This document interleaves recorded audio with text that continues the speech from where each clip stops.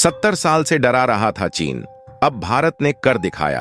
भारत और चीन दो प्राचीन सभ्यताएं हैं जिन्होंने आधुनिक युग में अलग अलग रास्ते चुने। चीन ने कम्युनिज्म की राह अपनाई जबकि भारत ने लोकतंत्र को चुना।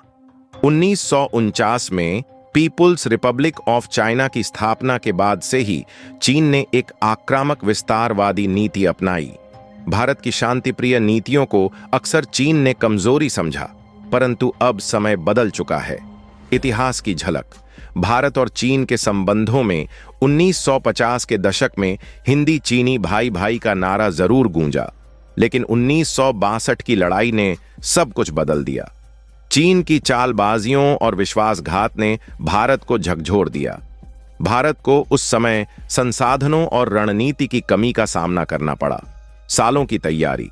1962 के बाद भारत ने अपनी सैन्य क्षमताओं को धीरे धीरे मजबूत करना शुरू किया।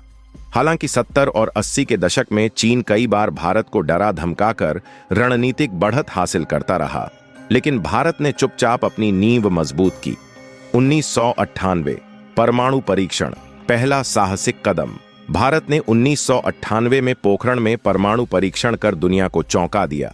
इस कदम ने भारत को रणनीतिक रूप से आत्मनिर्भर बना दिया और चीन को स्पष्ट संकेत दिया कि भारत अब कमजोर नहीं है।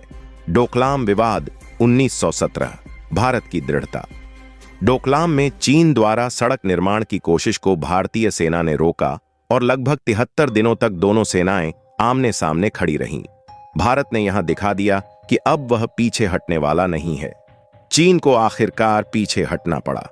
गालवान संघर्ष 2020।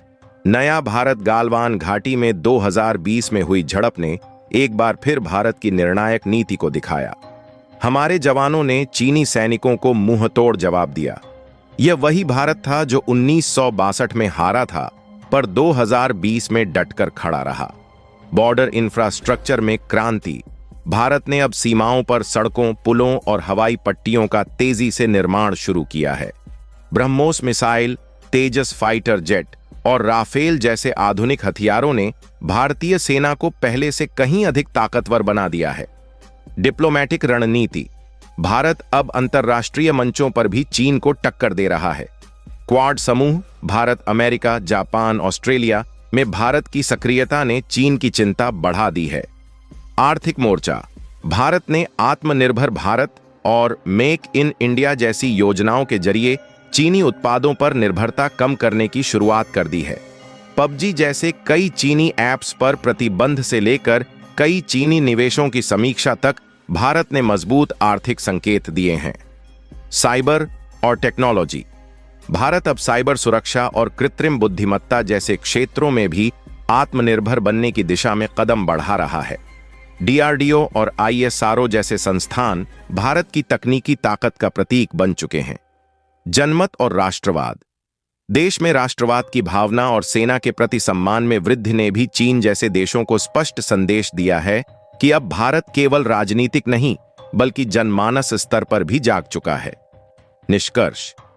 चीन, जो 70 वर्षों से भारत को डरा रहा था, आज उसे वही भारत आंखों में आंखें डालकर जवाब दे रहा है। भारत की सैन्य, कूटनीतिक, आर्थिक और तकनीकी शक्ति ने यह दिखा दिया है कि वह अब किसी भी चुनौती से न डरने वाला देश है। आने वाला समय भारत के लिए और भी निर्णायक होगा और चीन को यह बात अब अच्छे से समझ आ चुकी है।